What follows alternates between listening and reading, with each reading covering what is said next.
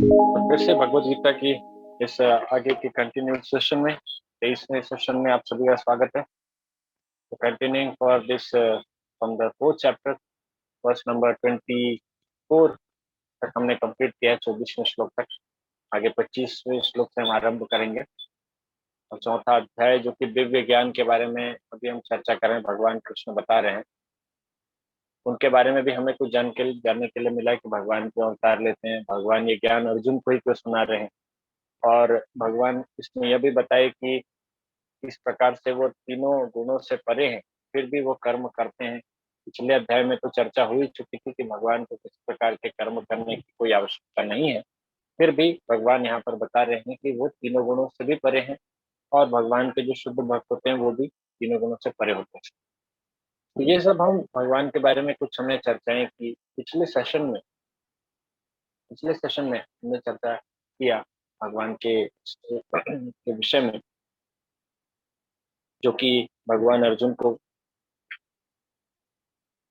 बता रहे थे कि कर्म क्या है, अकर्म क्या है, विकर्म क्या है, कौन सा कर्म करना चाहिए, इस प्रकार के कर्म से, कर्म बंधन से मुक्ति मिलती है। तो ये सारी चीजें के बारे में हमने चर्चा किया।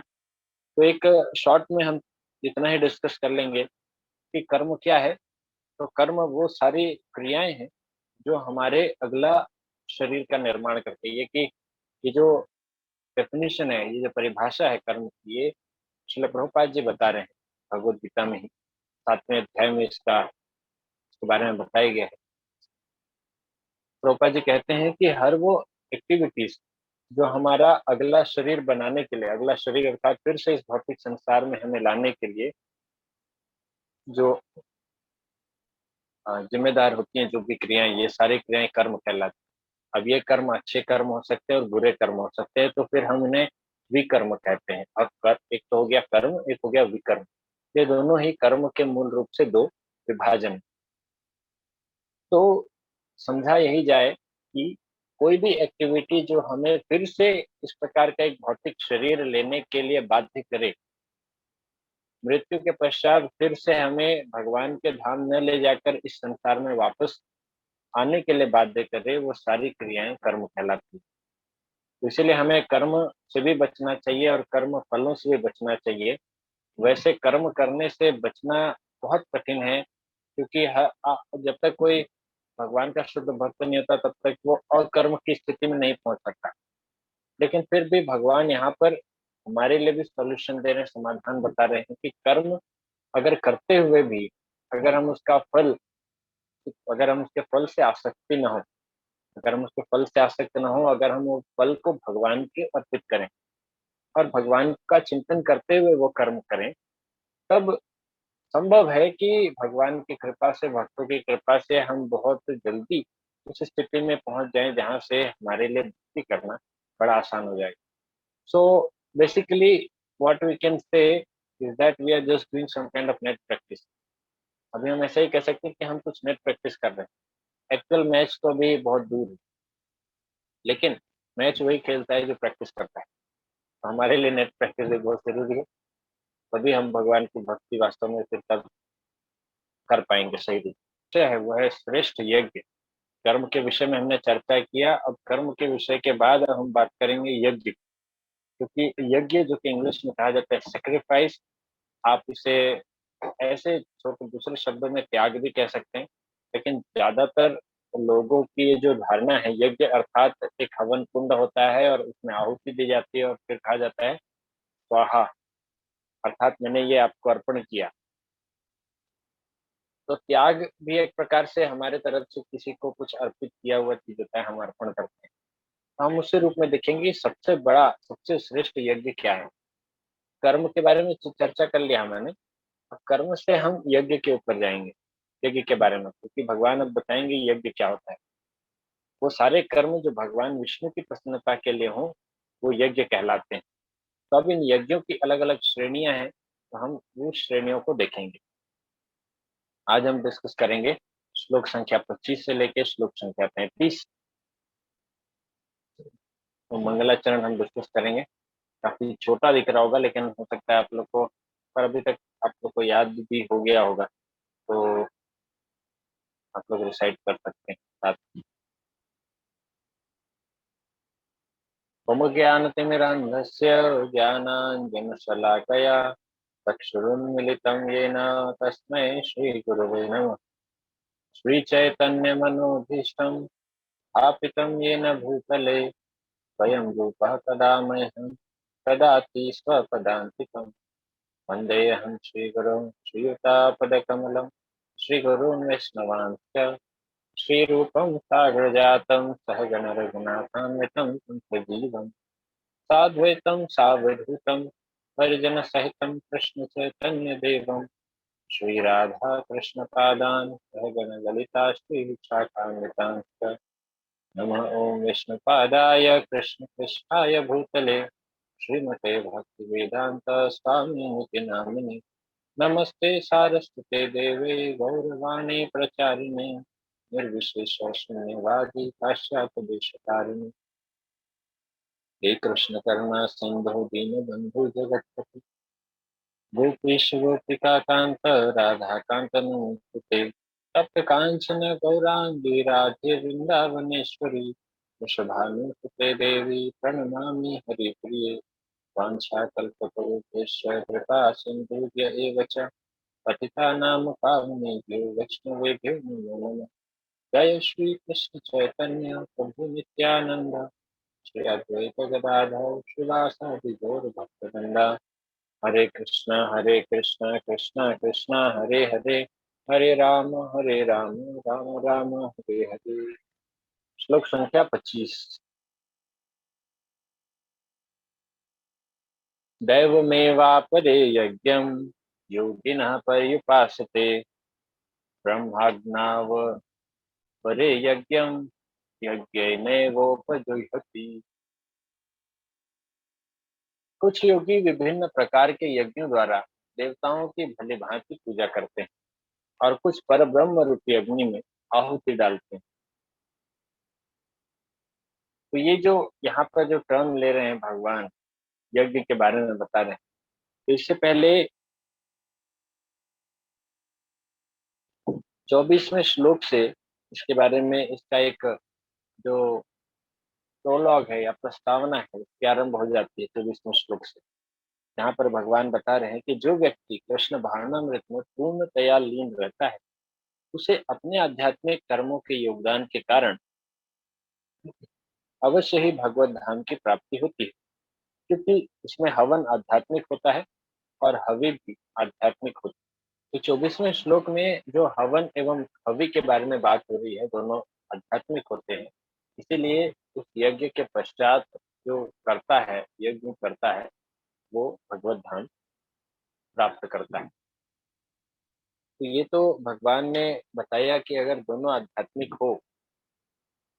अच्छा, हवन और हवि में क्या अंतर है? तो हवि अर्थात जो हम आहुति डाले जा रहे हैं तो उसे यहाँ पर बताया जा रहा है।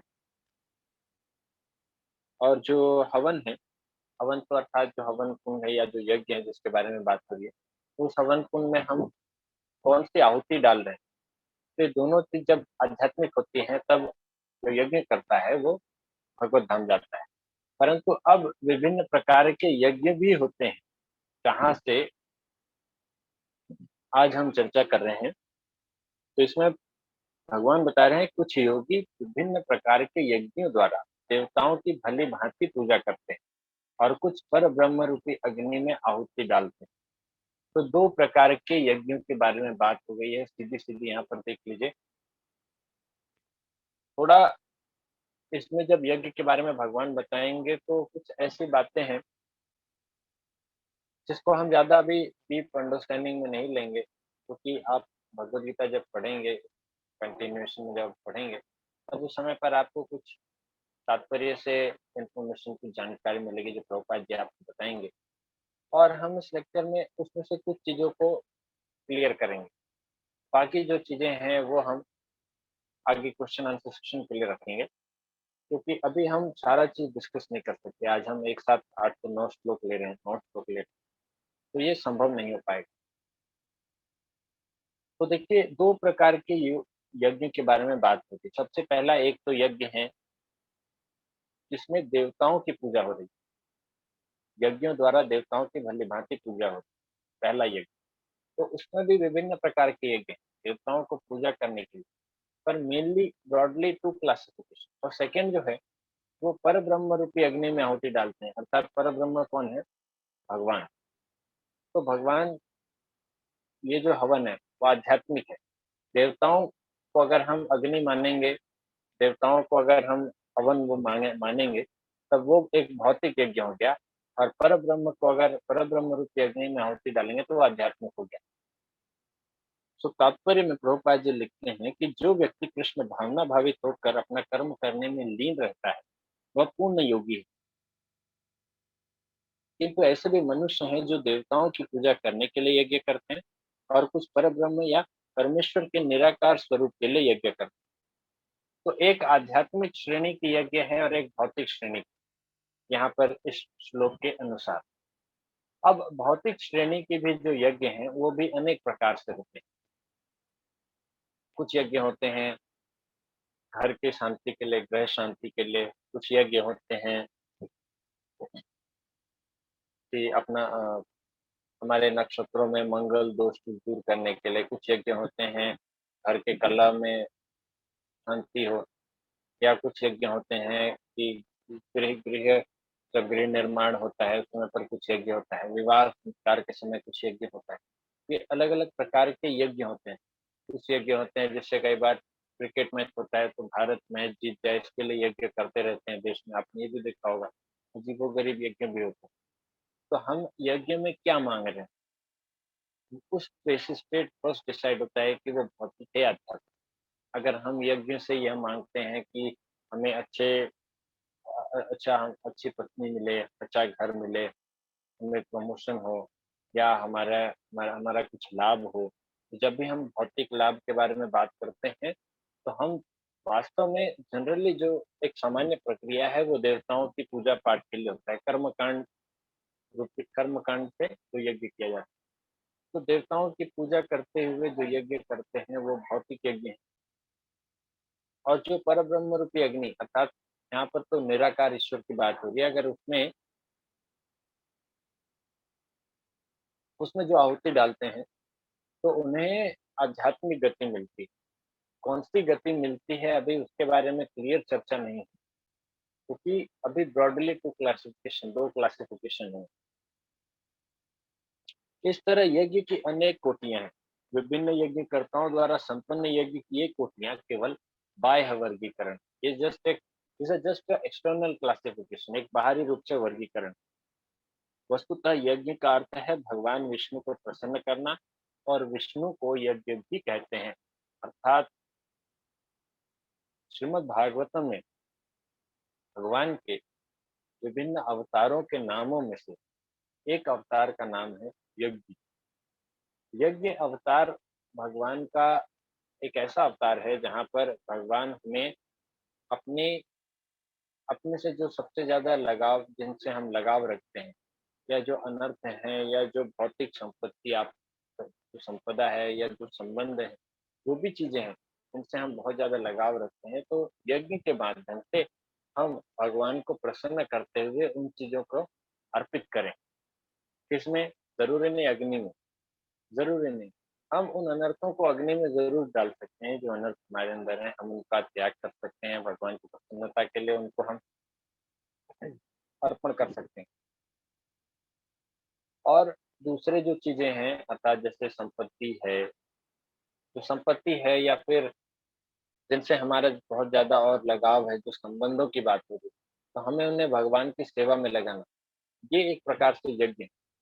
तो ये आध्यात्मिक यज्ञ है। तो भगवान का यज्ञ रूप में अवतार इसीलिए है, क्योंकि त्रेता युग में यज्ञ ही एकमात्र साधन था, जिसके द्वारा हम भगवान को प्रसन्न कर सकते हैं। जैसे कि कहा गया श्रीमद् भागवतम में, तृतीयाध्याय विष्णु त्रेतायाम यजतो मखे, द्वापरे परिचर्यायाम कलौ तदहरि कीर्तन। अर्थात सतयुग में भगवान की प्राप्ति का जो मार्ग था, वो था ध्यान करना। त्रेता युग में भगवान को प्राप्त करने का मार्ग यज्ञ के द्वारा, और द्वापर युग में भगवान को प्राप्त करने का माध्यम विग्रह पूजा के द्वारा, और कलयुग में भगवत प्राप्ति का एकमात्र जो साधन है, वह है हरे कृष्ण महामंत्र का जप, हरि नाम का। तो कलौ तद हरि कीर्तना, हरि कीर्तन करना, हरे कृष्ण महामंत्र का जप करना, कीर्तन करना, ये एकमात्र जो का उपाय है। तो मुख्य रूप से जो 2 प्रकार के यज्ञों के बारे में हमने चर्चा किया, वह है कि एक भौतिक पदार्थों के लिए और दूसरा आध्यात्मिक गति के लिए। तो जब भौतिक पदार्थों के लिए कोई यज्ञ करता है, तो उसमें हम इंद्र, चंद्र, वायु, सूर्य, इन सब देवताओं की पूजा करते हैं और उनसे माँगते हैं वरदान। उनसे माँगते हैं अपनी इच्छाओं की पूर्ति हो करने के लिए। लेकिन जब हम भगवान से कुछ माँगते हैं, तो भगवान की प्रोसेस में क्या होता है कि भगवान हमारे पिता हैं और पिता कभी नहीं चाहेगा कि पुत्र को किसी प्रकार से गलत चीज़ें मिले। तो भगवान हमारी जो भी भौतिक इच्छाएँ हैं, उनको प्यूरीफाई कर देते हैं, उनको शुद्ध करके हमें चीज़ें प्रदान करते हैं। अब ये बड़ा इंटरेस्टिंग चीज़ है। इस कॉन्सेप्ट को अगर हम समझ जाएँगे, तो हम भगवान एवं देवताओं की पूजा के बीच में जो एक एक डिफरेंस हम क्रिएट कर रहे हैं, उसको बड़ी आसानी से समझ जाएँगे। देखिए, देवताओं की पूजा करना, देवताओं को प्रसन्न करना कोई गलत बात नहीं, परंतु गलत तब हो जाता है जब हम भगवान को छोड़कर उनके पास जाते हैं। ये इसी प्रकार से आप ऐसे मान लीजिए कि मान लीजिए भगवान जो है, वो हमारे भगवान तो हमारे पिता हैं और अगर आप जितने जो देवता हैं, देवी-देवता हैं, आप इन सभी को मान लीजिए कि ये आपके बड़े भैया हैं या बड़ी सिस्टर है, इस तरह से अगर आप कंसिडर करते हैं, तो मान लीजिए आपको कुछ चाहिए, तो आप घर में किसके पास जाते हैं? बड़ा भैया है, बड़ी दीदी है, मम्मी है, पापा हैं। पर पिताजी के पास आप जाएँगे, अपनी इच्छा रखेंगे, तो न केवल वो आपको आपको जो चीज़ चाहिए वो आपको लाकर देंगे, बल्कि आपकी जो उम्मीद से ज़्यादा बेहतर चीज़ वो आपको देंगे। पर अगर हम चाहेंगे कि नहीं-नहीं मुझे पिताजी से माँगने में डर लगता है, मैं बड़े भैया के पास तो बड़े भैया के पास जो पैसे हैं, वो पैसे कहाँ से लाएँगे? वो भी तो पापा से ही माँगेंगे। तो बड़ा भैया हो, दीदी हो, मम्मी हो, ये पापा से ही पैसा लेंगे और उनसे पैसा लेकर हमें देंगे। तो हमारी इच्छा जितनी है, हो सकता है वो उसमें भी कटौती कर दें। मान लीजिए हमें चाहिए ₹100 भैया मुझे ₹100 दे दो ना आज थोड़ा-सा मुझे दोस्तों के साथ घूमने जाना है। अब भैया बोलेंगे देखो भाई मैं तो सारा मेरा कलेक्शन निकाल के और पापा से ला माँग के मैं तुम्हें सिर्फ़ आज ₹70 ही दे सकता हूँ। इससे ज़्यादा अभी मैनेज नहीं होगा। तो 70 में ही काम चलाओ। तो ठीक है, अब 70 में ही काम चलाएँगे। लेकिन जब अगर पिताजी के पास वो जाते हैं लेकिन अगर वो पिताजी के पास जाते हैं और पिताजी से कहते हैं कि पिताजी मुझे ₹100 चाहिए था, मुझे दोस्तों के साथ थोड़ा जाना है कहीं बाहर। तो हो सकता है पिता आपको न केवल ₹100 दें, बल्कि आपके जाने का दूसरा अरेंजमेंट भी कर दें, कहाँ जाना चाहते हो, क्या करना है? तो उसमें और भी चीज़ें वो आपको हेल्प करके दें। और इन केस उन्हें कहीं लगता है कि बच्चे को खतरा हो सकता है इन चीज़ों से या उसे कुछ सावधानी बरतनी है, तो पिता वो भी समझाएँगे। जबकि भैया इस तरह का काम शायद ही करें। इसमें थोड़ा डाउट है। अच्छा इसको दूसरे एंगल से एक समझते हैं, दूसरे एग्ज़ाम्पल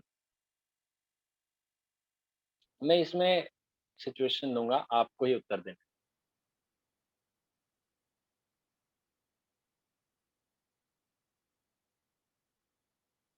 मान लीजिए बच्चे के पास ₹10 हैं, छोटा बच्चा है, उसे जानकारी नहीं है सही-गलत की। छोटा बच्चा गया पास में किराना दुकान, उसने कहा भैया मुझे एक सिगरेट दे दो। या हो सकता है वो चॉकलेट लेने गया हो, लेकिन वहाँ पान ठेले पे या दुकान के पास में कुछ लोग सिगरेट पी रहे थे। उनको देखकर उस बच्चे को आश्चर्य हुआ, भैया ये लोग क्या कर रहे हैं? उसने बताया ये सिगरेट पी रहे। तो बच्चे ने पूछा अच्छा ये भी कुछ पीने की चीज़ होती है, मुझे तो कभी बताया नहीं किसी ने। दुकानदार बोला बेटा वो बड़े लोग करते हैं। दुकानदार भी इस तरह की बात। तो बच्चे ने कहा तो मुझे भी एक चाहिए, कितने की है? उसने कहा ₹10। बच्चे ने ₹10 दे दिए। अब आप बताइए कि क्या दुकानदार बच्चे को सिगरेट देगा? उसको अगर बच्चा ₹10 दिया तो? हाँ या ना? क्या दुकानदार बच्चे को सिगरेट देगा? उसकी कोई जान-पहचान का नहीं। दुकानदार और बच्चे का कोई रिलेशन नहीं है, ना दोनों की आपसी कोई जान पहचान। आपका क्या उत्तर? हाँ या ना? क्या दुकानदार बच्चे को सिगरेट देगा 10 रुपए के बदले? अच्छा, अर्णव मिश्रा बोल रहे हैं दे देगा। और किसको लगता है हाँ?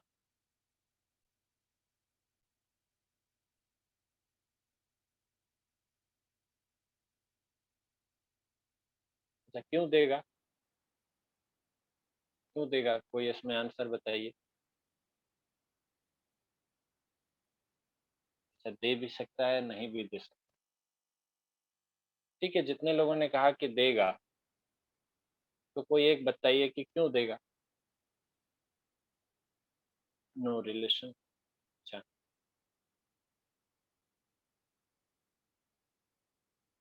अपने प्रॉफिट के लिए। सही बात है।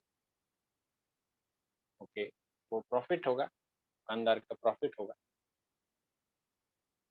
या सभी का यही आंसर है, प्रॉफिट के लिए। सो दुकानदार बच्चे को दे देगा, राइट। सो इसका उत्तर ये नहीं कि उसका कोई रिलेशन नहीं इसके लिए। इसका उत्तर ये है कि क्योंकि उसे 10 रुपए मिला, इसलिए उसने दिया। उसका बिजनेस है वो, उसका धंधा है। अगर उसको कोई भी उतने पैसे देते हैं जितने पैसे से उसके पास कोई चीज है, तो ये दुकानदार का काम है कि वो उसको देगा। यहाँ पर दुकानदार कोई रिलेशन का या कोई प्रॉफिट का यहाँ पे तो क्वेश्चन ही नहीं। हमने पहले ही चर्चा कर लिया कि कोई रिलेशन नहीं। सो एक दुकानदार एक नॉर्मल शॉपकीपर की नज़रों से अगर आप देखेंगे, तो ही हैज़ टू सेल। उसे तो बेचना है। तो बेचने के लिए उसे अगर पैसे मिल रहे हैं तो वो बेचेगा, सीधी सी बात। अच्छा, अब दूसरा केस लेते हैं, ठीक है? अब बच्चे ने यहाँ पे सिगरेट खरीद लिया, बहुत अच्छी बात। अब मान लीजिए ये बच्चा 10 रुपए लेकर पिताजी के पास जाएगा, वो दुकानदार के पास नहीं आया। मान लीजिए यही बच्चा पिताजी के पास गया, पिता जा रहे हैं काम के लिए बाहर। अब बच्चा उनसे बोला, पापा पापा मुझे कुछ ला के दो, आप जब आएंगे तो मुझे आप कुछ लेके आना। पिताजी बोले, क्या लेके आना है? तो बच्चा बोला, मेरे पास ये 10 रुपए है, आपने मुझे पिछले हफ्ते दिए थे, मैंने अभी तक बचा के रखे हैं, तो ये आप लेके जाइए और आप इसी पैसे से मेरे लिए शाम को सिगरेट लेके आए। अब क्या लगता है आपको? क्या पिताजी उसके लिए लेके आएंगे? जी नहीं। तो थप्पड़ भी मार सकते। रोशन का कहना है कि वो पिताजी उसे थप्पड़ मारेंगे। और कितने को लगता है थप्पड़ पड़ेगा? मान लीजिए आप ही ऐसा बात करते हैं अपने अपने पिताजी से, तो कितने को लगता है कि थप्पड़ मार पड़ेगी?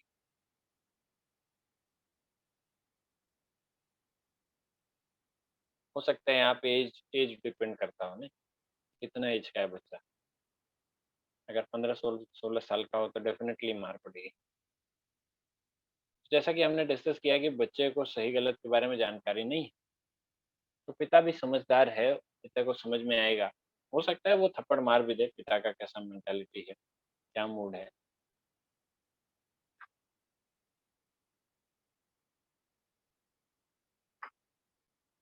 पिता का क्या मूड है, तो हो सकता है पिता उसे थप्पड़ भी मारे। पर मोस्ट ऑफ द केसेस में पिता समझेगा कि हो सकता है बच्चा कहीं पे देखा होगा, उसका माइंड किसी कहीं से उसको अच्छा लगा होगा कोई चीज़ देख के, पर उसे चूँकि जानकारी नहीं है इसीलिए वो पूछ रहा है। तो इसीलिए जो पिता है वो उसको समझाएगा और उसे कहेगा कि वो गलत चीज़ है। वो उसकी जो इच्छा है उसको सही गलत का रास्ता दिखाकर उसे उनके विचार को शुद्ध बनाएगा। विचार को शुद्ध बनाने का अर्थ ये है कि ये विचार फिर जीवन में कभी भी ऐसे बुरे विचार नहीं आएँगे। तो पिता का यही कार्य होता है। वो अपने बच्चे के सही गलत के लिए सोचता है। पिता ये नहीं सोचता कि 10 रुपए तो दिया मैं ला के दे दूँ। फिर पिता और उस दुकानदार में क्या फ़र्क है? पिता टेक केयर करता है और उस दुकानदार को तो बिज़नेस करना है। उसी प्रकार से भगवान हमारे पिता हैं। जब हम भगवान के पास अपनी कुछ इच्छा लेकर जाते हैं, तो न केवल भगवान हमारी इच्छाओं को शुद्ध करते हैं, बल्कि हमें सही विचार देकर भगवान हमें अच्छी चीज़ें लाकर देते हैं। तो पिता उसे चॉकलेट लाकर देगा, पिता उसके लिए कुछ अच्छी गिफ्ट ला के देगा, पिता उसके लिए कुछ पढ़ने के लिए ला के देगा, उसे कुछ समझाएगा। तो अगर हम इसी प्रकार से भगवान के पास जाएँगे तो डबल बेनिफिट है। एक तो हमारे लिए सदा-सदा के लिए जो नेगेटिव जो विचार हैं, नेगेटिव थॉट्स हैं, वो खत्म हो जाएँगे और बेनिफिट मिलेगा वो अलग। लेकिन अगर हम देवताओं के पास जाएँगे, देवी-देवताओं के पास जाएँगे, कोई डाउट नहीं कि उसमें कोई हम उनका सम्मान नहीं करना चाहिए, हम ये बात नहीं कर रहे हैं, लेकिन अगर हम उनके पास जाएँगे, तो वहाँ पर हमारे विचार शुद्ध नहीं होते। अगर हमें तो ये नहीं पता कि हम सही विचार लेकर गए या गलत, हमारे गलत विचारों की शुद्धि नहीं होती, तो ये समस्या हो जाएगी। इसीलिए हम देखते हैं कि बहुत लोग भगवान की पूजा नहीं करते, क्योंकि उनको डर लगा रहता है कि भगवान तो हमसे हमारा सब कुछ छीन लेते हैं। तो वास्तव में भगवान क्या छीनते हैं पता है आपको? जो हमारे अंदर नेगेटिविटी है भगवान वो चीज़ छीनते हैं। जो गलत चीज़ है भगवान वो छीनते हैं, क्योंकि भगवान हमारे पिता समान हैं, हमारे पिता ही हैं और पिता कभी भी अपने बच्चों को गलत चीज़ करते हुए नहीं देख सकता। छोटा बच्चा मान लीजिए छोटा-सा बच्चा है, मान लीजिए उससे कुछ जानकारी है नहीं और उसके हाथ में जलता हुआ एक सिगरेट है और वो पीने की कोशिश कर रहा है। जब पिता उसे देखेगा तो वो उसे फेंकेगा, उसे थप्पड़ भी मारेगा। तो बच्चे को लग सकता है कि ये कैसा पिता है, ये मुझे एन्जॉय करने भी नहीं दे रहा है, ये मुझे मस्त मज़ा करने भी नहीं दे रहा। लेकिन वास्तव में यही पिता का जॉब है। So similarly in the scriptures शास्त्रों में बहुत सारे प्रतिबंध भी बताए गए हैं कि हमें क्या नहीं करना चाहिए। विशेष रूप से 4 नियमों का पालन करने की बारी आती है जो कि भक्ति में। तो वो उसका वर्णन अभी हम इस श्लोक से करेंगे, 26वें श्लोक से।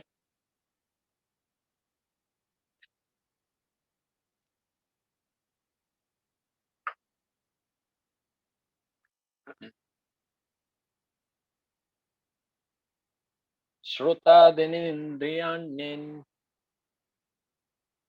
अन्ये संयमाग्निषु जुह्वति शब्दादीन् विषयानन्य इन्द्रियाग्निषु जुह्वति। इनमें से कुछ विशुद्ध ब्रह्मचारी श्रवण आदि क्रियाओं तथा इंद्रियों को मन की नियंत्रण रूपी अग्नि में स्वाहा कर देते हैं, तो दूसरे लोग अर्थात नियमित गृहस्थ इंद्रिय विषयों को इंद्रियों की अग्नि में स्वाहा कर देते हैं। तो अब यहाँ पर चर्चा हो रही है यज्ञ के बारे में और यह यज्ञ के बारे में जो चर्चा हो रही है वह है वर्णाश्रम धर्म के बारे में। तो 4 वर्ण होते हैं, इसी प्रकार से 4 आश्रम होते हैं। तो हम ब्रह्मचारी, गृहस्थ, वानप्रस्थ और सन्यासी जो 4 आश्रम हैं, इसमें से शुरू के 2 आश्रम के बारे में बताया गया है कि जो विशुद्ध ब्रह्मचारी होते हैं वो श्रवण आदि क्रियाओं अर्थात श्रवण के माध्यम से अपने गुरु के उपदेशों को श्रवण करते हुए उनको अपने जीवन में उतारते हुए एवं इंद्रियों को मन के नियंत्रण रूपी अग्नि में स्वाहा करते हुए अर्थात मन के नियंत्रण मन को नियंत्रण कर रहे हैं उस अग्नि में हम अपने इंद्रिय विषयों को स्वाहा कर इंद्रियों को इंद्रिय विषयों को जो भी चीज हमारे मन में तो ये एक प्रकार से इंद्रिय दमन है। इंद्रिय दमन है, मन को कंट्रोल किया जा रहा है, मन को जबरदस्ती हम नियंत्रण कर तो इस प्रकार से स्वाहा करते हैं। और दूसरे जो प्रकार के होते हैं अर्थात नियमित गृहस्थ वो इंद्रिय विषयों को इंद्रियों की अग्नि में स्वाहा कर देते हैं अर्थात क्योंकि वो गृहस्थ हैं तो उनके लिए अभी एक एक प्रकार से वैवाहिक जीवन हो चुका है, वैवाहिक जीवन में पति-पत्नी है, तो एक मिनिमम रूप से जो भी उनका पारिवारिक जीवन है, तो संतान उत्पत्ति के लिए या और संतान उत्पत्ति के लिए और क्योंकि वो वैवाहिक जीवन है, तो ये एक शास्त्र के अनुसार भी सम्मत है। तो इसके अनुसार वो इंद्रिय विषयों की जो कुछ कुछ चीज़ें हैं, कुछ ज़रूरतें हैं, वो तो पूर्ति करेंगे। जैसे परस्पर जो संबंध बनाना या फिर आजीविका के लिए परिश्रम करना और धन बचाना, तो धन कमाना, फिर धन बचाना और उसको उस रूप में उपयोग करना। तो जो गृहस्थ हैं, वो इंद्रिय विषयों को इंद्रियों की अग्नि में स्वाहा कर देते हैं। क्योंकि ये क्या है कि जो नियमित गृहस्थ हैं, वो ऐसे नहीं होते कि वो हमेशा एन्जॉय करते रहें, हमेशा एन्जॉयमेंट में लगे रहें, हमेशा सदैव अपने काम की पूर्ति करते हैं। काम अर्थात कोई भी प्रकार की इच्छाएँ, तो सदैव इच्छाओं की पूर्ति करना ये कोई नियमित गृहस्थ का कार्य नहीं होता। 4 वर्ण एवं 4 आश्रमों के अनुसार चारों आश्रम उतने ही प्रकार से अपने मन को नियंत्रित रखते थे। एक-दूसरे जितना जितना ब्रह्मचारी अपने मन को नियंत्रित रखता है उसी प्रकार से गृहस्थ भी, हालाँकि गृहस्थ के लिए थोड़ा-सा छूट रहती थी। थोड़ी छूट इसलिए क्योंकि वो परिवार जीवन में है, संतान उत्पत्ति भी करनी इसलिए। लेकिन कृष्ण भावनामृत के बारे में अगर हम चर्चा करें, कृष्ण भावनामृत रूपी अगर भक्ति के रूप में बताएँ तो यहाँ प्रभुपाद जी बता रहे हैं कि जो श्रवण आदि क्रियाओं के बारे में चर्चा हो रही है, तो ब्रह्मचारी मंदिर में भी हैं, इस्कॉन मंदिर में भी ब्रह्मचारी हैं, तो इन्हें हरे हरे हरे नामानुकीर्तनम अर्थात भगवान की यश के कीर्तन तथा श्रवण में ही वो लगे रहते हैं।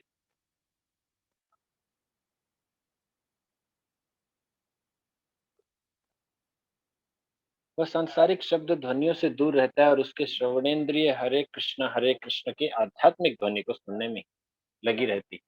अर्थात जो जो भक्त हैं, जो भक्त हैं इस्कॉन मंदिर में जो ब्रह्मचारी हैं, वो सदैव भगवान के हरि नाम कीर्तन को सुनने में एवं दूसरे लेक्चर्स सुनने में, भगवद गीता एवं श्रीमद् भागवतम के संदेश के जो उपदेश हैं उनको सुनने में लगे रहते हैं और साथ ही साथ वो भौतिक शब्द ध्वनियों से दूर रहते हैं। भौतिक शब्द ध्वनियों से अर्थात जो बाहरी जो प्रजल्प जो चर्चाएँ चलती रहती हैं, उन सब चीज़ों से दूर रहते हैं। इससे दूर रहकर वो साधना करते हैं, स्वाध्याय करते हैं। तो ये भक्ति की क्रियाओं में भी ब्रह्मचारी को अपने इंद्रियों को मन के नियंत्रण रूपी अग्नि में स्वाहा करना पड़ता है। जबकि भक्ति का पालन करते हुए जो गृहस्थ हैं, उन्हें भी अपने जीवन में कुछ इंद्रिय संयम तो वहाँ पर भी रखने पड़ते हैं। एक तो इसी प्रकार से गृहस्थ भी जिन्हें इंद्रिय तृप्ति की सीमित छूट है, बड़े ही संयम से इन कार्यों को पूरा करते हैं। भगवान के हरि नाम का कीर्तन करना, भगवान के हरि नाम का श्रवण करना।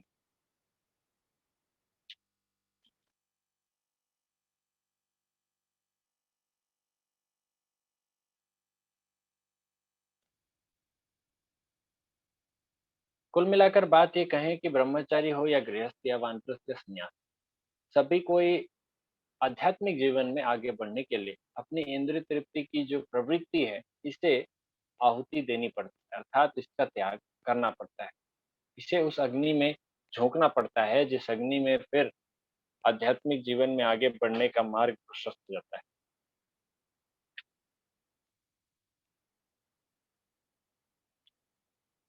27वां श्लोक। सर्वाणींद्रिय कर्माणि प्राणकर्माणि चापरे आत्मसंयम योगाग्नौ जुह्वति ज्ञान दीपिते। दूसरे जो मन तथा इंद्रियों को वश में करके आत्म साक्षात्कार करना चाहते हैं, संपूर्ण इंद्रियों तथा प्राणवायु के कार्यों को संयमित मन रूपी अग्नि में आहुति कर देते हैं। अब ये दूसरे प्रकार के जो लोग हैं, जो मन तथा इंद्रियों को वश में करके आत्म साक्षात्कार करना चाहते हैं, तो ये जो है, ये पतंजलि योग सूत्र के माध्यम से जो हठ योग कहा जाता है, जो अपने मन तथा इंद्रियों दोनों को वश में करना चाहते हैं। एक तो हो गया वश में करना, दूसरे हो गया इनको सेवा में लगाना। तो हमने पहले भक्ति के क्रियाकलापों के बारे में कई बार चर्चा किया है कि भक्ति क्या है, वो इंद्रियों को तथा मन को भगवान की सेवा में लगाना। परंतु बिना सेवा में लगाए जो मन तथा इंद्रियों को वश में करके आत्म साक्षात्कार करना चाहिए, इसे हठ योग कहते हैं। हठ से जबरदस्ती वश में कर रहे हैं। ये कैसे होगा? ये हमने देखा है हिमालय में या कुंभ के मेले में, जब आपने देखा होगा बहुत सारे जो साधु बाबा आते हैं, जो अ, हठ योग हठ योगी होते हैं। तो आप उनके शरीर देख सकते हैं, वो किस प्रकार से वो संयम करते हुए अपनी इंद्रिय तथा मन को, पूरे शरीर को सुखा देते हैं। इंद्रियों को किसी भी प्रकार से इंद्रिय सुख, इंद्रिय तृप्ति नहीं करने देते, किसी प्रकार से इसको कोई भी फीडबैक नहीं देते। तो पूरी तरह से ये अपने शरीर को सुखा देते हैं, जिससे मन और इंद्रिय दोनों को वश में कर सकें। खेद की बात ये है कि ये इतना कोई आसान प्रक्रिया नहीं है, जितना सुनने में कठिन लग रहा है, करने में इससे और भी ज़्यादा हज़ारों गुना कठिन। इसीलिए भगवान की भक्ति करना कलयुग के लिए सबसे आसान उपाय है, और न सिर्फ आसान, बल्कि यही इसी माध्यम से हम भगवान तक पहुँच सकते हैं।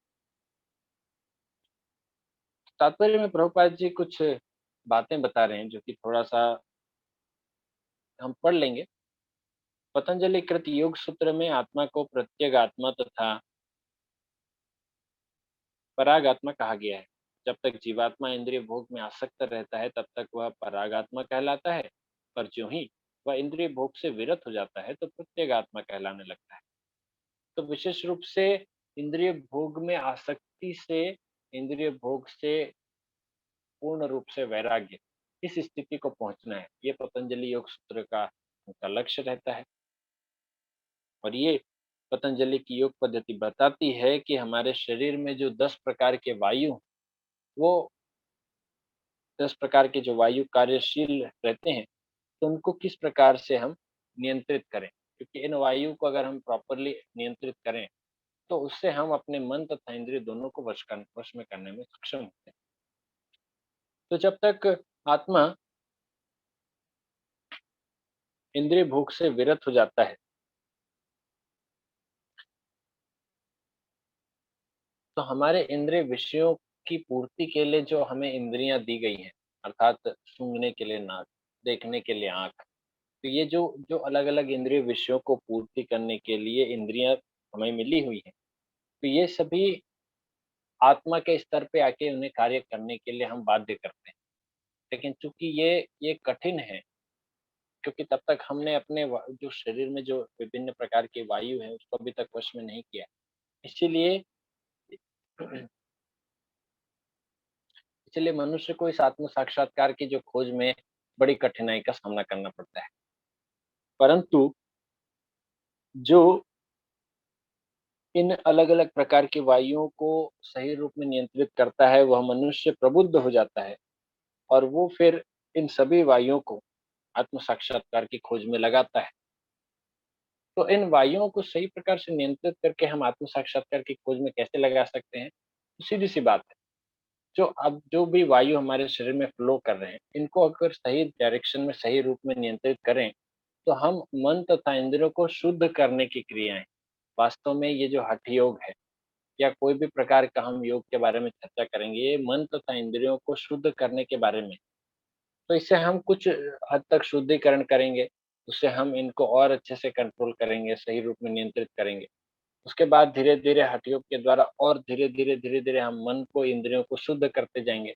शुद्ध करते, करते, करते, करते एक समय आएगा जब ये पूर्ण रूप से शुद्ध हो जाएँगे, तब हम आत्म साक्षात्कार के मार्ग पर अग्रसर होंगे। परंतु आज जिस प्रकार से हठ योग का पालन करते हुए हम देखते हैं, वो एक प्रकार से फ़ोर्सफुली होता है। कई बार तो हमने भी देखा है कि लोग इंजेक्शन लगा के अपने शरीर को शिथिल बनाते हैं, ताकि शरीर में किसी प्रकार से इंद्रियों का कोई वेग ना रहे। इंद्रियों में शक्ति ना रहे तो मन का वेग ना रहे। मन के वेग से ही इंद्रियाँ कार्य करती हैं। कई बार आपने देखा होगा जब मन में बहुत वेग होता है और इंद्रियाँ शिथिल होने के बावजूद वो कार्य करने लगती हैं। इसीलिए इंद्रियों का भी शिथिल होना आवश्यक है और मन का वेग भी कम होने की आवश्यकता है। तो कई बार हम देखते हैं बाहरी रूप से लोग इस प्रकार का प्रयास करते हैं, इंजेक्शन लगाते हैं, अपने शरीर को सुखाते हैं, अपने शरीर को कमज़ोर करते हैं, जिसके द्वारा वो उनका शरीर इनएक्टिव हो। तो इस प्रकार के कठिन योग क्रियाओं को करने से कोई लाभ नहीं। ये संभव था एक समय पर जब शरीर उसके लिए सक्षम था, पर कलयुग में ना तो मन सक्षम है, ना ही शरीर। द्रव्य यज्ञास्तपो यज्ञा योग यज्ञास्तथा परे स्वाध्याय ज्ञान यज्ञाश्च यततयः संशितव्रताः। कठोर व्रत अंगीकार करके कुछ लोग अपनी संपत्ति का त्याग करके, कुछ कठिन तपस्या द्वारा, कुछ अष्टांग योग पद्धति के अभ्यास द्वारा अथवा दिव्य ज्ञान में उन्नति करने के लिए वेदों के अध्ययन द्वारा प्रबुद्ध बनते हैं। तो हम इसी अनुवाद में देख सकते हैं कि अलग-अलग प्रकार के यज्ञों के बारे में बात हो रही है। तो पहला एक प्रकार का है कठोर व्रत अंगीकार करके कुछ लोग अपनी संपत्ति का त्याग करके। तो ये तो हो गया एक, हम जो यहाँ पे चर्चा कर रहे हैं कि द्रव्य यज्ञ। द्रव्य यज्ञ अर्थात कुछ द्रव्य पाने के उद्देश्य से। इसके लिए लोग अपनी संपत्ति त्याग करके, कठोर व्रत अंगीकार करके लोग तपस्या करते हैं, कुछ यज्ञ करते हैं। उसके बाद कुछ कठिन तपस्या के द्वारा, कुछ अष्टांग योग पद्धति के अभ्यास द्वारा। अष्टांग योग पद्धति अर्थात यम, नियम, आसन, प्राणायाम, प्रत्याहार, ध्यान, धारणा, समाधि। इसमें प्राणायाम आता है। प्राणायाम के माध्यम से उसके बाद दिव्य ज्ञान में उन्नति करने के लिए वेदों के अध्ययन अर्थात स्वाध्याय यज्ञ। तो इस प्रकार से अलग-अलग यज्ञों को करके मनुष्य प्रबुद्ध बनते हैं। तो ये यज्ञों का डिफरेंशिएशन यहाँ पे है, अलग-अलग क्लासिफिकेशन, और इसको भी हम मुख्य रूप से भौतिक श्रेणी में रख सकते हैं, क्योंकि आध्यात्मिक श्रेणी में दोनों ही श्रेणी में हम रखा जा सकता है। पर हम चूँकि चर्चा कर रहे हैं अभी भौतिक श्रेणी के बारे में, कि इसमें किस प्रकार से लोग इन सब यज्ञों को करते हैं। और जब आध्यात्मिक के बारे में बात करते हैं तब तो हम भगवान की भक्ति कर ही रहे हैं, भगवान की भक्तियों के बारे में ही चर्चा कर रहे हैं। तो देखिए कि इसमें इसमें इन यज्ञों के कई वर्ग हैं। कठोर व्रत अंगीकार करके, तो कई प्रकार के व्रत होते हैं, अलग-अलग प्रकार के व्रत हैं। आप जानते होंगे कि कभी पति के दीर्घायु के लिए कोई व्रत होता है, कभी कोई व्रत होता है कि जिसमें अपने भाई की रक्षा के लिए, कोई व्रत होता है मुख्य रूप से हम देखते हैं जो गृहस्थों के बीच में, तो वो पत्नी रखती है अपने पति की उम्र के लिए। और भी कई व्रत होते हैं जिससे हम हमें ये प्राप्त हो, हमें कुछ अच्छे संतान प्राप्त हो, अच्छा अच्छा ये कुछ भी भौतिक चीज़ें मिले, तो इसके अलग-अलग प्रकार के कुछ व्रत होते हैं। कुछ लोग संपत्ति का त्याग करके अर्थात दान करते थे, तो हम हॉस्पिटल बनाएँगे, हम अभी कोरोना चल रहा है, अभी ये लोग कुछ लोग दान कर रहे हैं, अन्न दान कर रहे हैं। उनके मोटिव क्या होते हैं कि हमको इससे कुछ बेनिफिट मिले, भौतिक बेनिफिट के लिए दान करते हैं। हॉस्पिटल बनाना, स्कूल खुलवाना, नदी, नहर, डैम्स वगैरह बनवाना, जो भी पेड़ लगवाना, तो ये सब संपत्ति का त्याग करके, कुछ कठिन तपस्या के द्वारा, कठिन तपस्या जैसे कि हमने हिरण्यकशिपु के बारे में सुना है, कठिन तपस्या से उसने क्या प्राप्त किया? वो भी एक भौतिक यज्ञ ही था। उसने अपने पूरे शरीर को झोंक दिया था, उस अग्नि में, हवन कुंड में। पर उन्होंने चूँकि ब्रह्मा जी की उपासना की थी, तो फिर उन्हें क्या मिला? भौतिक संसार में वो सबसे उच्च स्तर पर तो पहुँच गया, कि भौतिक संसार में, इस आध्यात्मिक संसार में उसे कोई नहीं मार सकता। लेकिन फिर अंततः गत्वा तो भगवान ने तो उसका वध कर ही दिया। क्योंकि जब तक हम भौतिक संसार में लगे रहेंगे, तब तक हमारे जो अनर्थ हैं, वो बढ़ते रहेंगे। हम जब तक भगवान से जुड़ेंगे नहीं, तब तक अहंकार रूपी ये जो शत्रु हैं, या अनर्थ रूपी और जितने जो 6 शत्रु हैं, काम, क्रोध, लोभ, मोह, मद, मत्सर, ये बढ़ते रहेंगे और ये शत्रु हमें भगवान से दूर करते रहेंगे, और फिर भगवान आते हैं, वध कर देते हैं।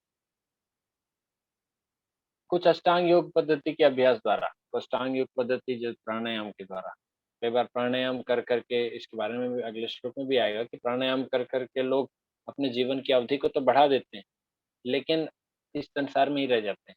फिर भगवान तक पहुँचने के लिए तो ध्यान, धारणा, समाधि के स्तर तक पहुँचना पड़ेगा। समाधि अर्थात जो भगवान के सदैव चिंतन करे। पर अगर हम इसी बाह्य वर्गीकरण, जो हम बाह्य वर्गीकरण के बारे में बात की, कि बाह्य सैक्रिफाइस ही करते रह जाएँ, बाहरी रूप से ही हम यज्ञ करते रह जाएँ, आंतरिक शुद्धि कुछ ना हुआ, तो फ़ायदा क्या? और दिव्य ज्ञान में उन्नति करने के लिए वेदों के अध्ययन। तो दिव्य ज्ञान में उन्नति करना चाहते हैं, लेकिन अगर वेदों का अध्ययन हम कर्म कांड के रूप में करें, अगर सिर्फ़ एक्सटर्नली हम पढ़ाई करें, तो उससे भी कोई आंतरिक शुद्धता नहीं होती। और जब तक आंतरिक शुद्धता नहीं हो, तब तक हम भगवत धाम में जा ही नहीं सकते। तो चाहे कोई भी प्रकार से प्रयास कर लें, लेकिन कृष्ण भावनामृत की जो सफलता है, कृष्ण भावनामृत की जो सार्थकता है, वो इन अलग-अलग प्रकार के उपायों से नहीं प्राप्त की जा सकती। इसलिए कृष्ण भावनामृत इन सभी से दिव्य है, और कृष्ण भावनामृत में जो हमें फल प्राप्त होगा, वो भी इन सभी चीज़ से दिव्य है। इसलिए वहाँ ज्ञान भी दिव्य है, कर्म भी दिव्य है, और भगवान का धाम भी दिव्य है। जो जगह हम प्राप्त करेंगे, वो भी दिव्य है। जबकि भौतिक तपस्या करके, भौतिक यज्ञ करके हमें जो भी प्राप्त होगा, वो टेम्परेरी ही होगा। चाहे हम किसी का भी कोई भी उदाहरण ले लें, हम प्रहलाद एवं हिरण्यकशिपु के बीच में ही अगर पैरेलल स्थापित करें, अगर इनके बीच में संबंध स्थापित करें, तो समझ में आता है कि प्रहलाद महाराज जो कि भक्त थे, उन्होंने इतने बड़े राक्षस को, इतने बड़े असुर को, हिरण्यकशिपु को, जिसने इतने समय तक यज्ञ किया, तपस्या किया, उसे बहुत आसानी से उसे हरा दिया। अगर हम ऐसा कहें कि ये प्रहलाद एवं हिरण्यकशिपु के बीच का युद्ध था, बड़ी आसानी से उसे हरा दिया। इसलिए कृष्ण भावनामृत दिव्य है।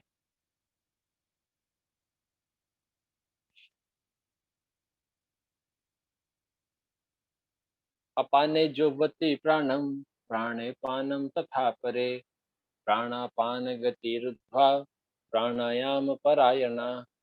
अपरे नियताहारा प्राणान प्राणेषु जुह्वति। अन्य लोग भी हैं जो समाधि में रहने के लिए श्वास को रोके रहते हैं, प्राणायाम करते रहते हैं। वे अपान में प्राण को और प्राण में अपान को रोकने का प्रयास अभ्यास करते हैं और अंत में प्राण अपान को रोककर समाधि में रहते हैं। अन्य योगी कम भोजन करके प्राण की प्राण में ही आहुति देते हैं। ये थोड़ा टेक्निकल है। अब यहाँ प्राण एवं अपान क्या है? तो विभिन्न प्रकार के हमने जो वायु के बारे में चर्चा किया, तो मुख्य रूप से जो 10 10 प्रकार के वायु हैं हमारे शरीर, इनमें 5 का हम जो चर्चा कर रहे थे पिछले तात्पर्य में आप पढ़ेंगे। एक होता है प्राण वायु, दूसरा अपान वायु, तीसरा उदान वायु, चौथा व्यान वायु और पाँचवाँ समान वायु। तो ये 5 प्रकार के वायु हमारे शरीर में अलग-अलग प्रकार के फंक्शन करते हैं। जो जिस प्रकार से प्राण वायु ऊपर की तरफ बहता है, तो अपान वायु नीचे की तरफ बहता है। और इसी प्रकार से उड़ान वायु, समान वायु सॉरी उड़ान वायु ऊपर की तरफ बहता है और अपान वायु नीचे की तरफ। समान वायु से संतुलन बना रहता है और व्यान वायु से संकोच तथा प्रसार होता है। और जो प्राण वायु है वो सभी प्रकार से इंद्रियों के एवं शरीर के बैलेंस के लिए उसके लिए वो कार्य करते हैं। तो यहाँ पर ये पांचों प्रकार के वायु हैं और भी वायु हैं विभिन्न प्रकार के, वो अलग-अलग कार्य करते हैं। और जो प्राण वायु का आयाम करते हुए जिसे प्राणायाम कहते हैं, उसे रोकते हैं। साँस को लेना और उसके बाद श्वास को रोक कर रखना, कुंभक प्रक्रिया के द्वारा। तो इस प्रकार का जो अभ्यास करते हैं, वो अपने जीवन की अवधि को बढ़ाते जाते हैं, बढ़ाते जाते हैं। वो अपना शरीर छोड़ने का जो समय, वो भी निर्धारित कर सकते हैं, अगर वो सही रूप में योग करें। तो वे इस प्रकार का अभ्यास करते हैं तथा समाधि में रहते हैं प्राण अपान को रोककर।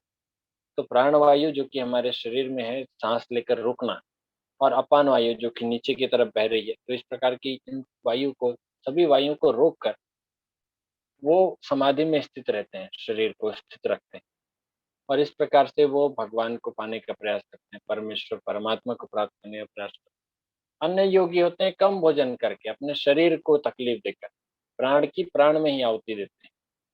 अर्थात वो कोई श्वास नहीं रोकेंगे, लेकिन जो प्राण है, प्राण वायु है, अब शरीर को भोजन नहीं मिला, धीरे-धीरे वो कमज़ोर होते हुए, तो शरीर की इच्छाओं को, शरीर की जो आवश्यकताओं हो, उनको पूर्ति न करते हुए, उनको धीरे-धीरे कम देते हुए, तो प्राण की प्राण में ही आहुति देते हैं।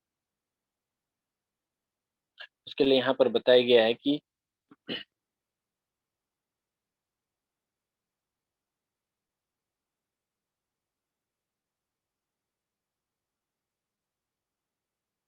श्वास को रोकने की योग विधि प्राणायाम कहलाती है। प्रारंभ में हठ योग के विविध आसनों की सहायता से इसका अभ्यास किया जाता है। ये सारी विधियाँ इंद्रियों को वश में करने तथा आत्म साक्षात्कार की प्रगति के लिए संस्तुत की जाती है।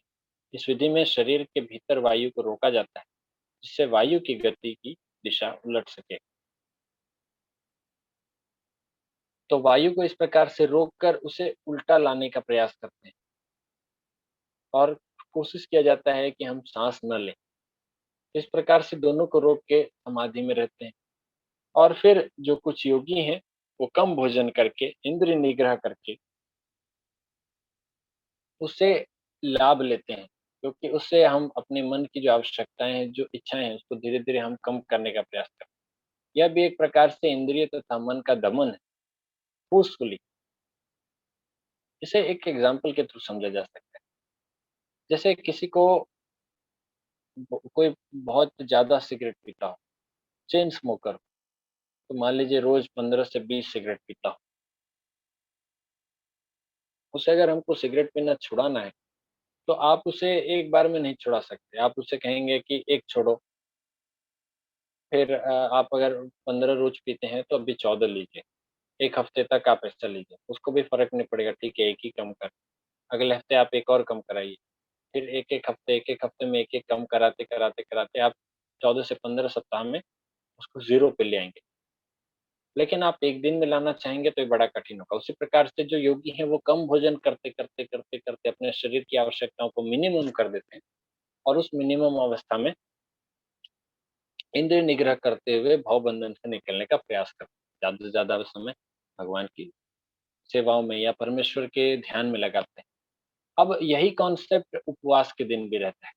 उपवास के दिन हम प्रसाद नहीं लेते, या तो कोई निर्जला करता है तो बिना जल के, तो कम भोजन करके या ज़ीरो, नील भोजन ही नहीं करें।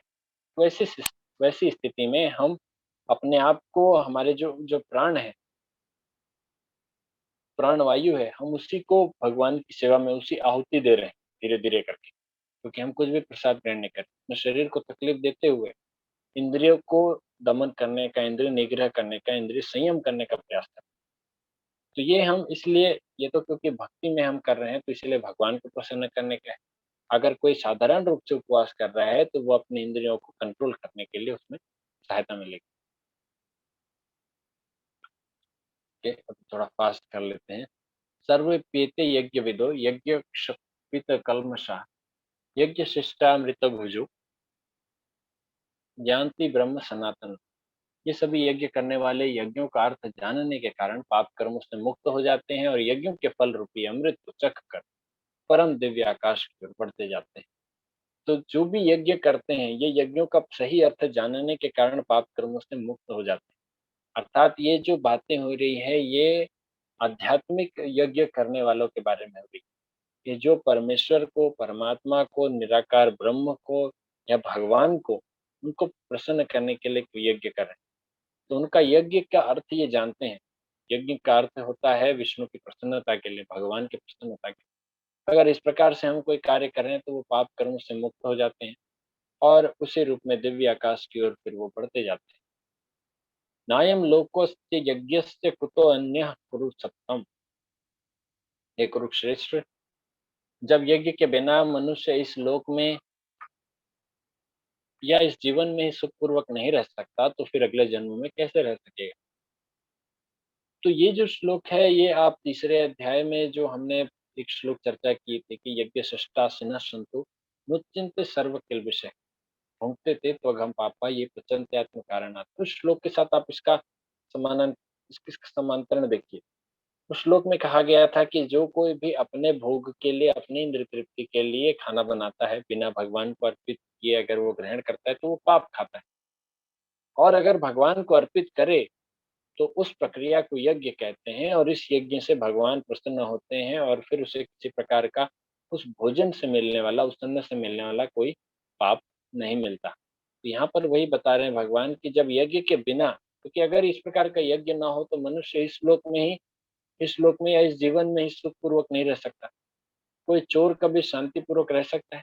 अगर भगवान कह रहे हैं कि पाप करता है, वो चोरी करता है क्योंकि वो भगवान की जो चीज़ें हैं, उन चीज़ों को भगवान को बिना अर्पित किए स्वयं ग्रहण करता है, तो क्या कभी चोर शांति से रह सकता है? तो इस जीवन में सुखपूर्वक नहीं रह सकता, तो फिर अगले जन्म में कैसे रहेगा? इसके लिए सावधान रहें। हमेशा कर्म करें कि इस जीवन में भी सुखी से रहें, अगले जीवन में भी रहें। इसमें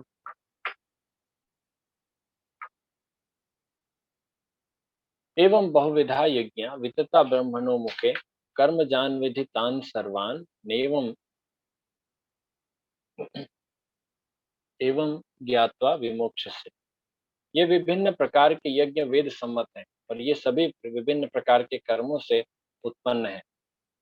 इन्हें इस रूप में जानने पर तुम मुक्त हो जाओगे। जितने भी प्रकार के यज्ञ हैं, चाहे वो यज्ञ शरीर को कठिन व्रत करते हुए, शरीर को तकलीफ देते हुए कोई यज्ञ हो, या फिर संपत्ति का दान करते हुए यज्ञ हो, या फिर स्वाध्याय करते हुए हो। तो ये जो विभिन्न प्रकार के जो यज्ञ हैं, ये सभी वेद सम्मत, वेदों के द्वारा बताया गया है। कि इससे मनुष्य अपनी चेतना से धीरे-धीरे ऊपर उठे, इसके लिए वेदों में सब सारी चीज़ें बताई गई। इसमें से अगर हम इसका उपयोग भौतिक क्रियाओं में, भौतिक संसार में आगे बढ़ने के लिए करें, तो हम भौतिक संसार में रहेंगे और यहाँ पर हम उन्नति करेंगे। लेकिन अगर हम यही यज्ञों को आध्यात्मिक क्रियाओं में लगाएँ, आध्यात्मिक पद में आगे बढ़ने के लिए करें, तो फिर हम भगवत धाम भी पहुँच सकते हैं। इसलिए भगवान कहते हैं कि इन्हें इस रूप में जानने पर तुम मुक्त हो जाओगे।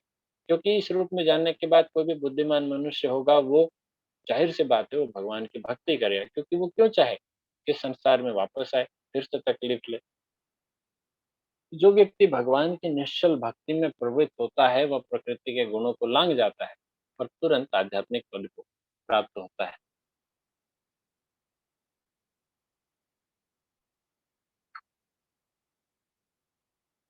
जो व्यक्ति भगवान की निश्चल भक्ति में प्रवृत्त रहता है वो सदैव भगवान की सेवा में लगा रहता है। तो चूंकि भगवान प्रकृति के तीनों गुणों से परे हैं, इसीलिए वो भगवान की सेवा करते हुए वो भी प्रकृति के गुणों को लांघ जाता है। भगवद गीता में पुष्टि की गई है, माम च यो व्यभिचारे न भक्ति योगे न सेवते सगुणान समतीत्येतान ब्रह्म भूयाय कल्प। तो ब्रह्म पद पर स्थित हो जाता है जब वो तीनों गुणों को लांघता है, और ब्रह्म पद अर्थात वो तुरंत आध्यात्मिक पद को फिर प्राप्त कर लेता है। तो इसीलिए भगवान की निश्चल भक्ति में प्रवृत्त होना, ये सबसे श्रेष्ठ यज्ञ के बारे में हम बात कर रहे हैं। भगवान ने बताया कि इससे तुम मुक्त हो जाओगे, और इसी के कनेक्शन में प्रभुपाद जी तात्पर्य में लिखते हैं कि भगवान की भक्ति करते हुए वो प्रकृति के गुणों को लांघ कर आध्यात्मिक पद पे पाएगा। तो ये दोनों चीजों में अगर हम समानता देखें तो ये समझा जाएगा कि जो यज्ञ के बारे में बात हो रही है, श्रेष्ठ यज्ञ के बारे में कंक्लूजन लेते हुए, वो है भगवान की भक्ति। अंतिम श्लोक है, श्रेयान द्रव्य श्रेयान द्रव्यम या हाँ, श्रेयान द्रव्य मया ज्ञान यज्ञ परंतप सर्वं कर्माखिलम पार्थ ज्ञाने परिसमाप्यते। हे परंतप, द्रव्य यज्ञ से ज्ञान यज्ञ श्रेष्ठ है। हे पार्थ, अंततोगत्वा सारे कर्म यज्ञों का अवसान दिव्य ज्ञान में होता है। परंतप यहाँ पर अर्जुन का नाम, परंतप नाम से भगवान उन्हें संबोधित कर रहे हैं। वो कह रहे हैं कि द्रव्य यज्ञ से ज्ञान यज्ञ श्रेष्ठ है, अर्थात द्रव्य यज्ञ अर्थात भौतिक संसार में कुछ पाने के लिए किया गया यज्ञ, इससे ज्ञान यज्ञ श्रेष्ठ है, क्योंकि ज्ञान यज्ञ से हम दिव्य ज्ञान को प्राप्त करेंगे और दिव्य ज्ञान से भगवान को प्राप्त करेंगे। अंततोगत्वा सारे कर्म यज्ञों का अवसान दिव्य ज्ञान में होता है। कोई भी कर्म करें, कोई भी यज्ञ करें, किसी प्रकार से कर्म यज्ञ करें, इन सब की जो पूर्णा होती है, जो अब अंतिम स्थिति होती है, वो हमें दिव्य ज्ञान की प्राप्ति के रूप में होनी चाहिए। अन्यथा वो जो यज्ञ हमने किया है उसमें हमने किसी प्रकार की गलती की है, या तो वो यज्ञ है ही नहीं। श्रील प्रभुपाद कह रहे हैं कि संपूर्ण मानवता के लिए परम वृत्ति धर्म वही है जिसके द्वारा सारे मनुष्य दिव्य भगवान की प्रेमा भक्ति प्राप्त कर सके। ऐसी भक्ति अकारण तथा अखंड होनी चाहिए जिससे आत्मा पूर्ण रूप से तुष्ट हो सके, आत्मा की तुष्टि हो सके। कैसे? अभी तक तो हमने बात किया था यज्ञ के द्वारा भगवान विष्णु को प्रसन्न करना है, पर भगवान विष्णु को प्रसन्न अगर हम करते हैं तो जो आत्मा है वो भी अपने आप प्रसन्न हो जाएगी। इसमें तुष्टे जगत तुष्टम। तो संपूर्ण मानवता के लिए परम धर्म यही है कि वो दिव्य भगवान की प्रेमा भक्ति प्राप्त करे, भगवान की दिव्य प्रेमा भक्ति को प्राप्त करे। और ये करने के लिए उसे भक्ति के जो क्रियाकलाप हैं, जो भक्ति में कार्य हैं, वो संपन्न करना पड़ेगा। तो ऐसी भक्ति अकारण तथा अखंड होनी चाहिए। ये श्रीमद् भागवतम का उसके वाक्य है, यहाँ पर कहा गया है कि सवै पुंसाम परो धर्म यह तो भक्ति रदोक्षजे।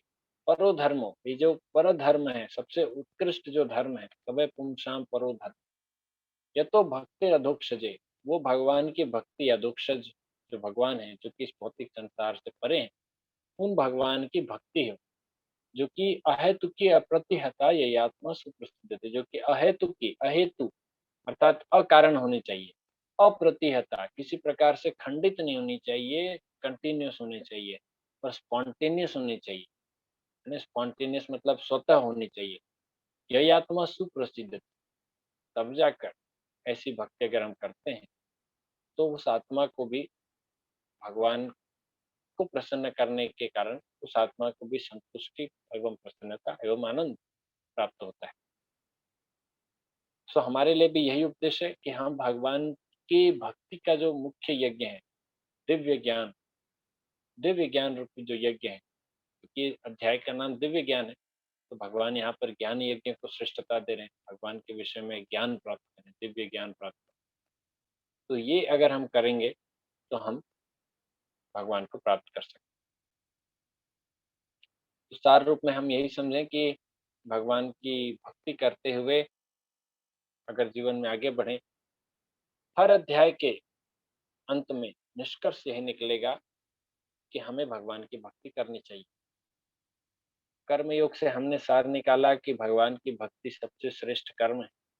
ज्ञान योग के इस अध्याय से हमें निष्कर्ष मिलेगा कि भगवान की भक्ति करने से ही हमें दिव्य ज्ञान प्राप्त हो सकता है। अन्यथा किसी और प्रकार के कर्म करें, किसी और प्रकार के योग साधनों का अगर हम सहारा लें, तो हमें भगवान के दिव्य ज्ञान प्राप्ति नहीं हो सकती। और जब तक दिव्य ज्ञान प्राप्ति नहीं होगी, तब तक भगवान ने कहा है 9वें श्लोक में, जन्म कर्म च मे दिव्यम एवं यो वेत्ति तत्त्वतः त्यक्त्वा देहं पुनर्जन्म नयति मामेति स्वर्ग। जब तक भगवान के बारे में दिव्य ज्ञान नहीं होता, तब तक हम इस संसार में बार-बार आते ही रहेंगे।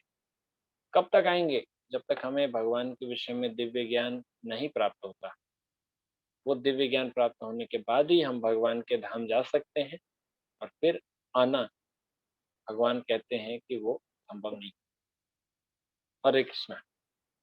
तो इन केस एनी क्वेश्चन आप टाइप कर सकते हैं, अदरवाइज़ वैसे भी लेट हो चुका है, तो जो डिवोटीज़ अगर आपको कुछ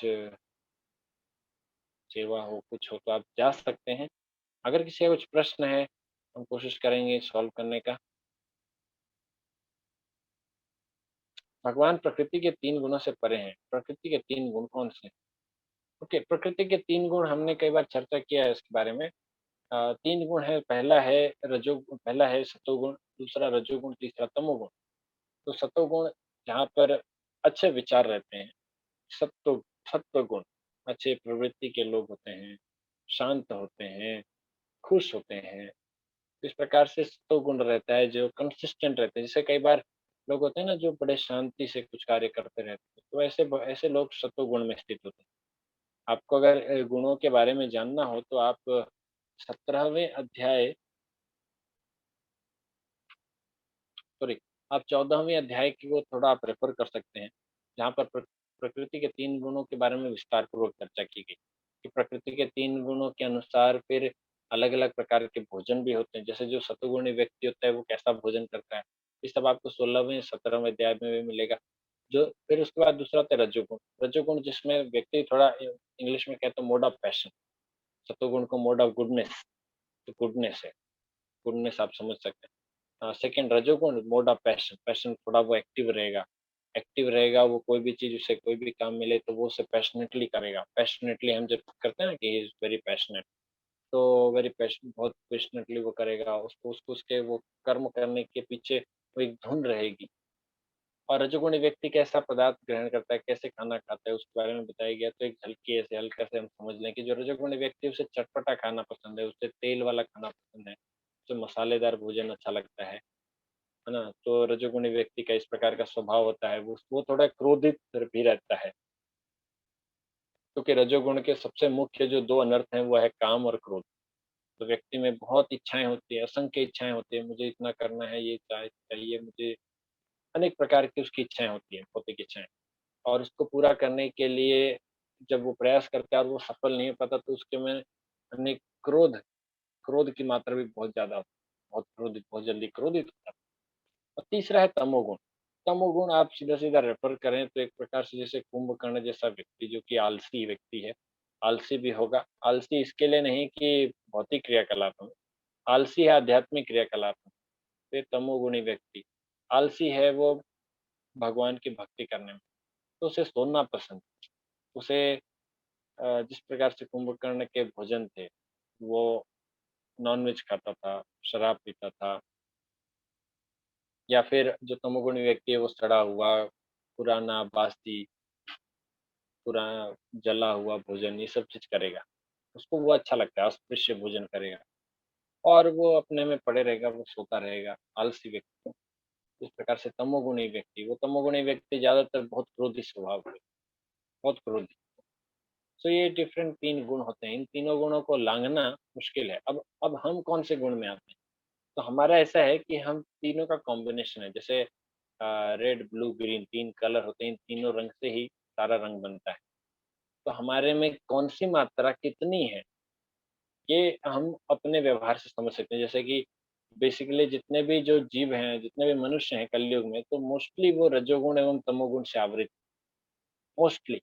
सतोगुण तो नाम मात्र के रहता है। सुबह-सुबह उठने के बाद, नहाने के बाद सतोगुण, अगर भगवान को अगरबत्ती घुमाने तक सतोगुण रहता है। उसके बाद अगरबत्ती जब रख दी है, स्टैंड में आ गया, उसके बाद रजोगुण और तमोगुण वापस से चढ़ जाता है।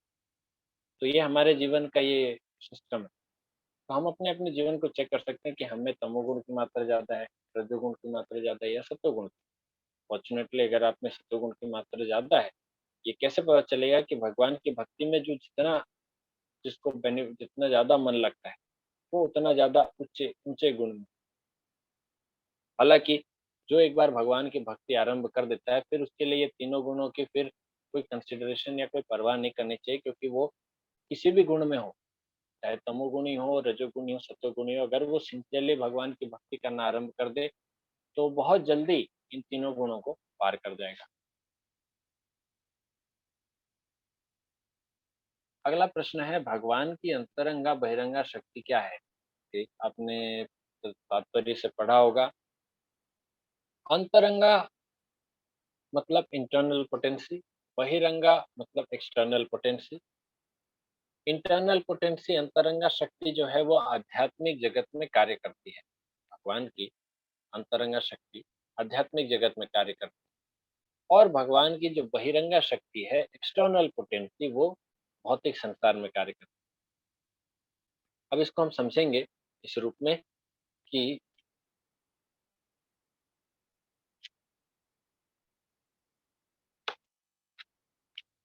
हम समझेंगे इस रूप में। यहाँ पे अब 2 अलग-अलग कलर के मैंने आपके सामने दिखा रहा हूँ। तो ये समझ लीजिए, ये जो ब्लू कलर है, या लीजिए जो व्हाइट कलर है, जो व्हाइट कलर है ये आध्यात्मिक जगत है, शुद्ध सत्व, व्हाइट कलर रिप्रेजेंट करता है। और ये भौतिक संसार है। इस भौतिक संसार में, इस पिंजरे में जैसे चूहा घुसा हुआ है, तो यहाँ पे माउस आपको दिख रहा है। तो जैसे इस पिंजरे में चूहा घुस जाता है, वैसे हमारी स्थिति है, हम इस भौतिक संसार में चूहे के समान घुसे हुए हैं। ठीक है? ये भौतिक संसार है, ये आध्यात्मिक जगत है। अब भगवान है, भगवान तो सभी जगह है, भगवान परमात्मा रूप में सभी जगह है, लेकिन भगवान आध्यात्मिक जगत में उनका शाश्वत वास है। अब भगवान की कई शक्तियाँ हैं, भगवान की ऐसी नहीं अंतरंगा और बहिरंगा 2 ही शक्ति। मुख्य रूप से भगवान की 3 शक्तियाँ हैं, internal potency, external potency and marginal potency. Hindi में कहें तो अंतरंगा शक्ति आध्यात्मिक जगत में कार्य करती है, बहिरंगा शक्ति भौतिक जगत में कार्य करती है, तटस्थ शक्ति मार्जिनल पोटेंसी तटस्थ शक्ति। ये तटस्थ शक्ति कैसी है कि समझ लीजिए नदी के 2 किनारे हैं, एक ये किनारा, दूसरा एक ये किनारा हो गया नदी का, और दूसरा ये किनारा हो गया। तो बीच में नदी है इन दोनों के। अब बीच में नदी है तो तटस्थ शक्ति क्या करती है, कभी इस कोने पे आएगी, कभी इस कोने में आएगी, है ना? जैसे नदी बह रही है, बाढ़ आ रही है, तो उस समय पे आप कोई लकड़ी में आप या कोई लकड़ी है या कोई पत्ता है वो जा रहा है, तो कभी इस तट से टकराएगी, फिर बहाव आएगा, कभी उस तट पे जाएगी। तो इस तरह से वो यहाँ इस तट से उस तट, ऐसा होता रहेगा। तो एक जगह फिक्स नहीं रहता। उसी प्रकार से जो तटस्थ शक्ति है, वो जीव है, अर्थात हम हैं। क्योंकि हम कभी भौतिक जगह, कभी आध्यात्मिक जगत में रहते हैं, फिर हम भौतिक जगत में आ जाते हैं, फिर बड़ा प्रयास करके आध्यात्मिक जगत जाते हैं, फिर गलती करके भौतिक जगत आ जाते हैं। तो ये चूहा है अभी फ़िलहाल, जो हम हैं, अभी हम इस माउस से अपने आप को रिप्रेज़ेंट करने दिखा रहे हैं। तो जो चूहा है अभी फ़िलहाल ये भौतिक जगत में फँसा हुआ है। अब इस चूहे को निकाल के हमको आध्यात्मिक जगत लेके जाना है, अर्थात तुमको आध्यात्मिक जगत। तो जब तक हम इस भौतिक संसार में हैं, इस जेल में बंद हैं, तब तक इस जेल के जो जेलर हैं, वो हमें दंड देते हैं। इस जेल में, भौतिक संसार रूपी जो जेल है, इसमें हम जैसे जो जीव जो यहाँ पे फँसे हुए हैं, तो इन्हें इस जेल के जेलर हमें दंड देते हैं। अब इस जेल के जेलर हैं भगवान की बहिरंगा शक्ति, जिसे हम प्रायः दुर्गा माता के रूप से जानते हैं। दुर्गा माता की त्रिशूल हैं, 3 त्रिशूल हैं।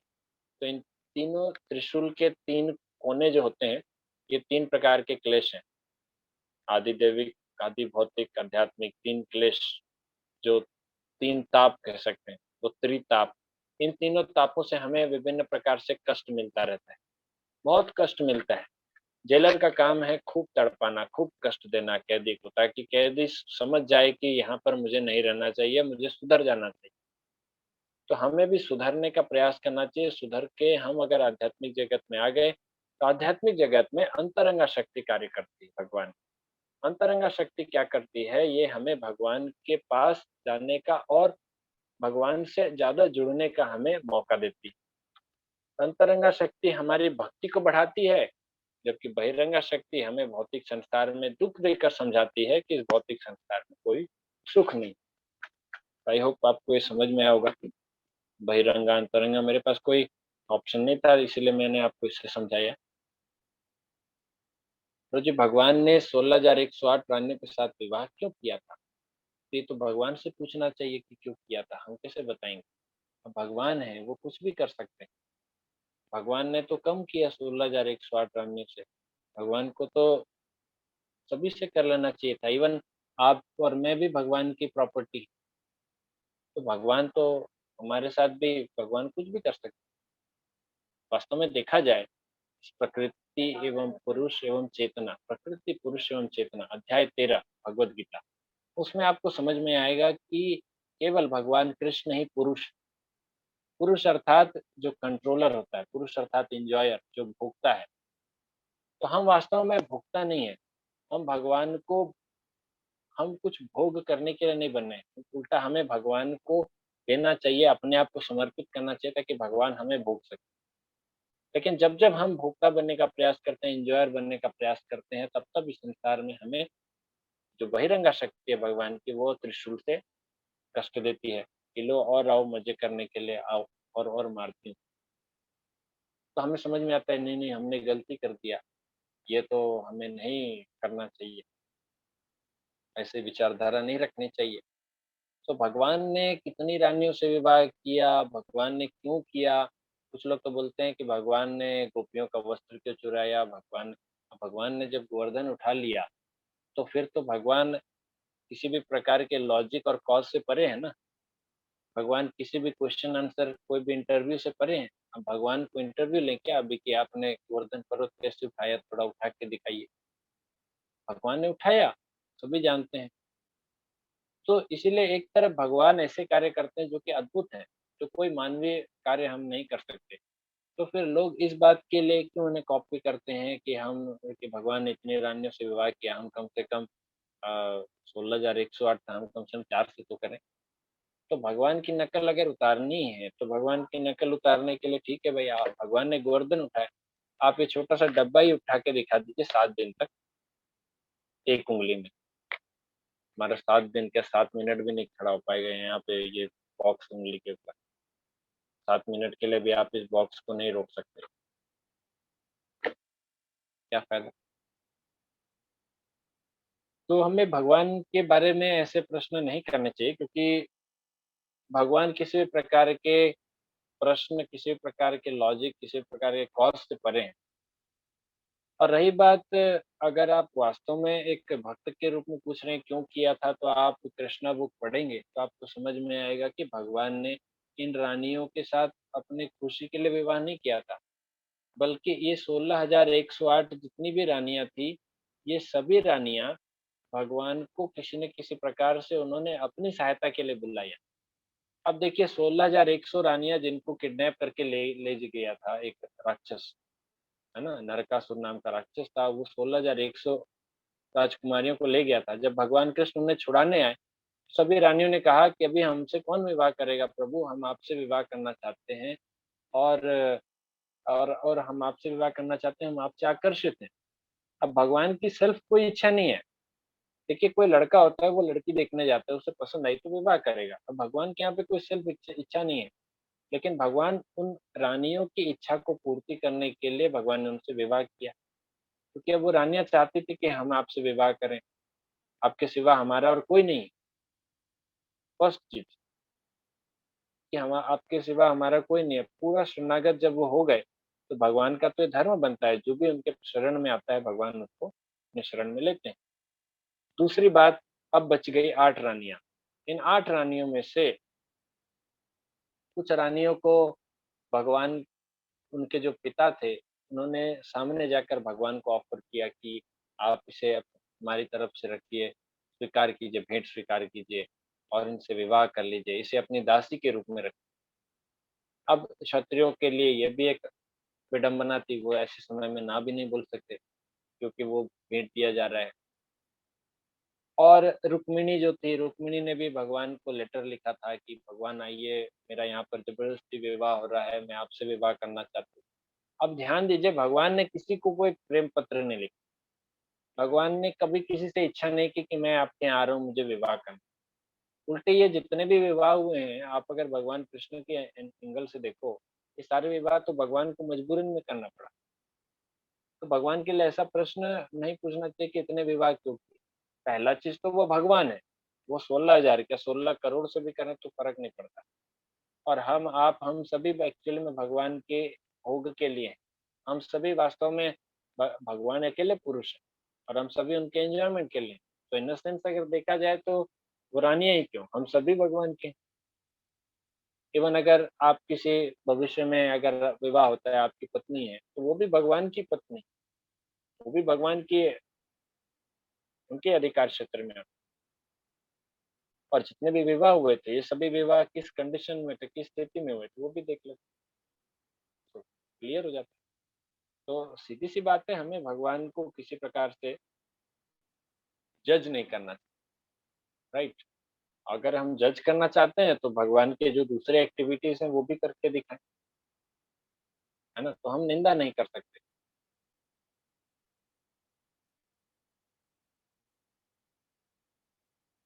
तो आप उन्हें उत्तर सुनाइए अपने मित्र को, अगर उनको वो सैटिस्फैक्टरी लगे तो ठीक, अगर ना लगे, तो हम उनसे पर्सनली बात कर लेंगे या फिर आप अगली क्लास में पूछ सकते हैं कि उसने क्या उत्तर दिया। सेल्फ रियलाइज़ का क्या अर्थ होता है? आत्म साक्षात्कार हिंदी में कहा जाता है, आत्म साक्षात्कार। सेल्फ रियलाइज़ मतलब यह रियलाइज़ करना, यह अनुभव कर लेना कि मैं शरीर नहीं, मैं आत्मा हूँ। थ्योरेटिकली हम सभी जानते हैं कि भगवद गीता का दूसरा अध्याय तो पढ़ ही लिया होगा आप सभी ने, कि मैं शरीर नहीं, मैं आत्मा हूँ। हाँ, तो फिर क्या करना है? तो अभी तक रियलाइज़ नहीं हुआ। रियलाइज़ होता तो हम इस संसार में हम ऐसी एक्टिविटीज़ नहीं करते जो कि शरीर के बेनिफिट के लिए हो, क्योंकि हम उसको टाइम वेस्ट समझते हैं। हम सिर्फ़ आत्मा के लिए ही कार्य करते हैं। तो वो आत्म साक्षात्कार होता है, जहाँ पर ये ऐसी स्थिति है जहाँ पर भक्त अपने आप को आत्मा के रूप में अनुभव कर लेता है और इमीडिएटली वो आत्मा को भगवान का अंश समझ के भगवान का सेवक मानकर भगवान की सेवा करने लगता है। इनडायरेक्टली भगवान की सेवा करते हुए भगवत धाम प्राप्त करता है। तो very important step for going back to godhead, आत्म साक्षात्कार होना बहुत ज़रूरी है। अपने आप को ये अनुभव करना, वास्तव में स्वीकार कर लेना, मान लेना कि मैं शरीर नहीं, मैं आत्मा हूँ। कि अगला प्रश्न है, प्रभु चैंटिंग करते टाइम बहुत से विचार आते हैं, उसे कैसे रोकें? हम कैसे सिर्फ प्रभु कृष्ण पर फोकस करें? अच्छा, अगर गंदे रूम में झाड़ू लगाएँगे तो धूल तो उड़ेगी, राइट? रूम गंदा है, सफाई करने के लिए हमने झाड़ू उठाया, पर धूल सबसे पहले हमारी आँख और नाक में घुसती है। तो अगर हम इन धूल से अगर हम ही व्यतीत हो जाएँ, अरे! इतना सफाई करने की क्या ज़रूरत है, ये तो मुझे ही गंदा हो रहा है, तो धूल बढ़ रहा है यहाँ पर। तो नहीं, आप प्रयास करते रहिए। धीरे-धीरे, धीरे-धीरे एक टाइम आएगा जब आप झाड़ू साफ करते, करते ये धूल कुछ समय बाद फिर निकलेंगे। So patiently we have to chant, धैर्य रखें, भगवान का नाम जप करते रहें, भगवान से प्रार्थना करें, बुरे विचार आ रहे हैं या फिर अनेक प्रकार के भौतिक विचार आ रहे हैं, तो हमें भगवान से प्रार्थना करनी चाहिए कि ये विचार ना आए और करते रहें। करते जब भगवान देखेंगे सिंसियरली कर रहा है, तो क्योंकि क्यों विचार आते हैं? क्योंकि इतने समय से हम लोगों ने यही विचार किया है, भौतिक विचार ही रखा है, इसीलिए विचार आते हैं। और दूसरा ये मन है, बदमाश है, क्योंकि मन नहीं चाहता कि आप भगवान की सेवा में जाओ। कि आप भगवान की सेवा में चले जाओगे तो मन तो गुलाम हो जाएगा ना, मन को तो दास बनाना पड़ेगा आपको, मन को नियंत्रित रखना पड़ेगा और मन कभी नहीं चाहता। मन चाहता है कि मैं अपनी उड़ान खुद भरूँ।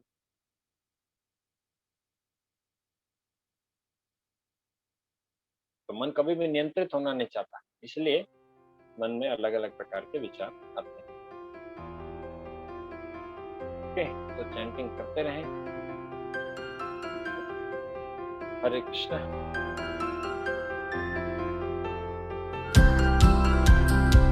Okay, so we stop here. Srila Prabhupada की जय।